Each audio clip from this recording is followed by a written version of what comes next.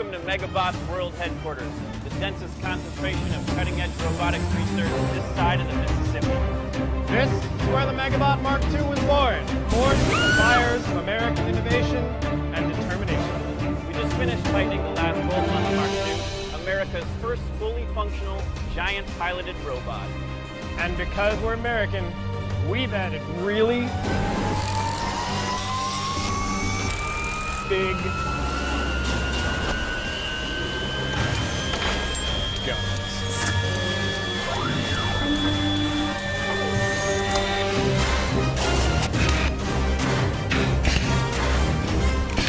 Meet the Mark II, 12,000 pounds of gasoline-powered fury.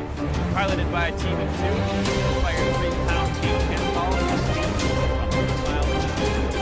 The Mark II isn't the first giant fighting robot. Pseudobashi Heavy Industries beat us to the punch with Kuratas, 9,000-pound giant fighting robot, twin Gatling guns, hyper-advanced targeting systems, Pseudobashi, we have a giant robot, you have a giant robot. You know it needs to happen. 2015 with the guys who made, well, the gigantic killer death robot behind me. Can you guys tell me a little bit about the Megabot? The Megabot, a Megabot, the Megabot? The Megabot is the first prototype that the company named MegaBots has created. So this is actually a company creating giant fighting robots. Kind of the world premiere of our first full-scale double weapon, two people sits inside of it, Megabot. You guys played a lot of Mech Warriors growing up. That's correct. That's like Mech Warriors 2 crowdsourced campaign to build the left arm that we ran in collaboration with Autodesk. So one lucky guy got to see his design built by us and tested here in MegaBot. It's 11 shots. Pneumatic seals in a separate mode. Rotates the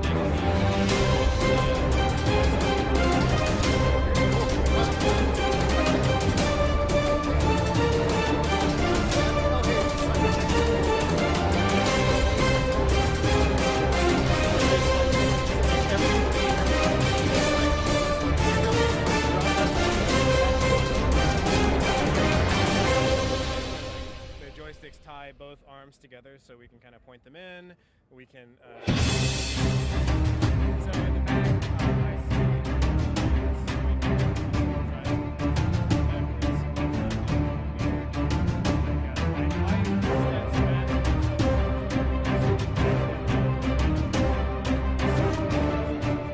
Have you thought about doing it what's the goal with Megabots? Are you trying to make killer death robots, or are you making entertainment death robots? Basically, the idea is the long-term vision. We're making giant robots more small, so we don't want people to go to stadiums and see walking versions of these guys, like a giant panels, limbs falling off, look like live action.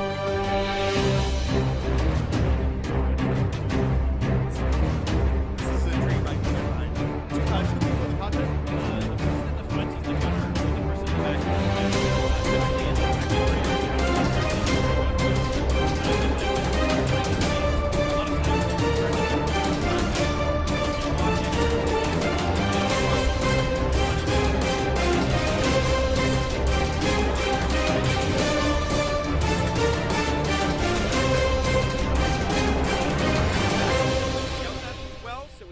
cameras to the base of the robot. So the person in the back is actually looking at these monitors as they steer the robot, and the person in the front is placing the guns and firing them. So what's the basis for the robot? It looks like you have like tank treads, almost like on a Bobcat or a Caterpillar front end loader or something like that. Yeah, so we hold the treads off of a Cat 289C skid steer, and then attach them to our own custom frame and built the leg mechanisms from scratch and attach them to the torso through a slew gear that you might see on or slew bearing you might see on an excavator. So then, how do you go about building like controls for stuff like this? Are you using like off-the-shelf microcontrollers? Are you doing all custom stuff? So the controls is actually like there's a valve stack-ups that we got from Danfoss. So they're just like proportional spool valves for the hydraulics. Those are controlled by a CAN open-enabled CAN controller that Miratron makes, and then there's actually a laptop in there that talks over the CAN bus to those Miratron controllers. So everything sort of happens over the CAN bus, and then essentially inside the laptop, a copy of ROS, Robot Operating System, is running, doing all the position monitoring and stuff like that, and fluid flow, all that. So it's not just a pure hydraulic or electronic system you're using. It's every bit about it smart. So the actuation is all hydraulic, but it is the controllers for those hydraulic actuators are electronically controlled. So then let's talk about Gdje god se on weapons. pojavi, nastane pometnja u guns on ptičjem each arm, svijetu, mada it on looks u like stvari, somebody's kako mu out, i samo ime either kaže, hacking uglavnom or lovi cleaning zmije, a tube behind a me. I između can't tell ostalih which. i Yeah, so strašnu the povredu. weapons are all pneumatic, meaning high pressure air. So these are like the biggest potato cannons, the world has ever seen. But instead of potatoes, we shoot giant paintballs. Imao sam utisak da This one is ptica actually oklijeva sa napadom. especially cool because we had a kind of crowdsourced campaign to build the left arm that we ran in collaboration with Autodesk. And so one lucky guy got to see his design built by us and tested here at Maker Faire, and it's really a beautiful Čak ni revolving za orla mechanism. zmijara kobra It nije holds lak 11 plijen. shots, and there's pneumatic seals that engage and a stepper motor that rotates the Izgleda da magazine. i on And it's instinktivno really osjeća da i pretty njemu prijeti impressive. velika opasnost od toga. Can we climb up Zmiju the smije sides? What it looks napasti like? samo u nekom povoljnom trenutku, da bi izbjegao smrtonosne Well, otrovne it's the zube te Sidekick naočarke. S52. The main controller of spaceflight sims and every movie ever. It seems like. Is this what you're really using this to drive? That's awesome. Those are the gun positioners, right? So like the joysticks tie both arms together so we can kind of point them in. We can adjust them individually if we need to. So in the back, I see a little monitor that's right here that's helping me drive Ali, backwards. kad se dočepa zmije, više joj nema spasa. Instead, so Matt has electronic control of the arms.